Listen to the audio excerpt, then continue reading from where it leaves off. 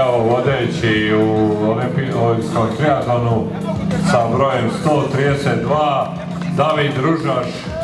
Please tell us a few words about this race and your impressions, please.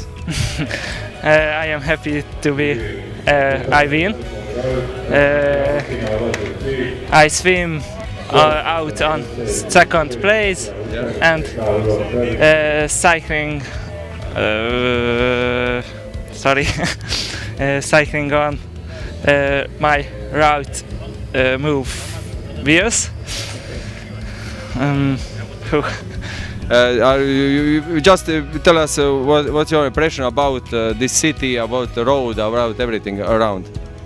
I like this beautiful city. Peter, you come back. You was last year here. This year, did you come next year? Yes, for sure. I will come back each year because I really love this race. Last year I came one. Today I finished second, but that was maximum for me today. The swim was not so good for me, and then we pushed hard on the bike. And on the run I felt not so good, but I can finish second, and it's always nice to be on the podium. So overall I'm really happy. Yeah, overall you are just happy with this, and you will be here next year. Yes, because of this race. I really like this race because of the course is so nice and the organization is just perfect. So yes, see you next year. Tell us a few impressions about this race, about your race. This race was my first race in the season, so I'm very excited about it, and I'm very happy about the result. Because of the weather, the roads are wet, and that's too much risk for me, so I'm a little bit afraid in the bike.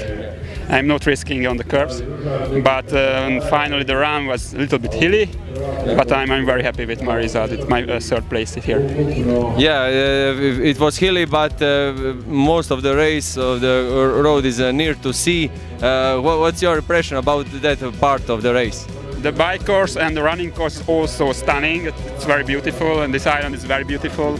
I was here for training camp 4 years ago, and I'm very excited and very happy to be here today, and with my results is overwhelming. I'm overwhelming it. So it's a big chance to see you next year. Yes, very big chance. Zahvaljujući vašem entuzijazmu, već 4. godinu zaredom smo ovdje. Ove godine, usprkos svim poduzetim mjerama, nismo uspjeli osigurati lijepo vrijeme, ali vjerujem da vas to neće omesti u ovoj vašoj manifestaciji. Darja, reci nam par riječi o ovoj utrci, kako si zadovoljna samom utrkom, stazom, svim živim? Evo, zadovoljna sam, pobijedila sam danas utrku, nisam se nešto najbolje osjećala, ali ovo je samo jedna trening utrka, tako da zadovoljna sam kako je ispalo na kraju. Jedino cesta je bila malo klizava, tako da imala sam jedan lakši pad, hvala Bogu, ali eto, inače sve je bilo okej. Pa ono što ja uvijek kažem, najzadovoljniji sam i najsretniji sam kad svi prođu kroz cilj i kad znamo da nitko nije imao većih povreda i ozljeda. Mislim da je to najvažnije.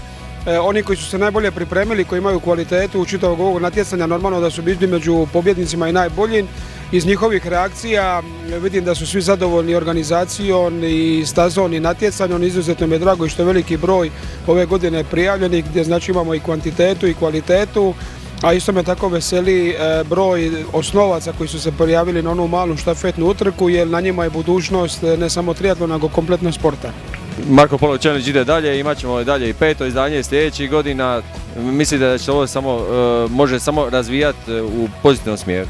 Pa apsolutno, iz onih reakcija roditelja koji su došli na ovu čitavu trku natjecanja, mislim da do godine možemo očekivati puno više natjecatelja u štafetama i natjecanja djece ovdje sa Korčule, i mislim da će to biti jedna prava uvertira za 5. korčulanski izazov Marko Polo, koji je mali jubilej će tvoj slavit, kojim će biti u pravom smislu pravo turističko otvaranje sezone kao i triatlon sezone Hrvatske.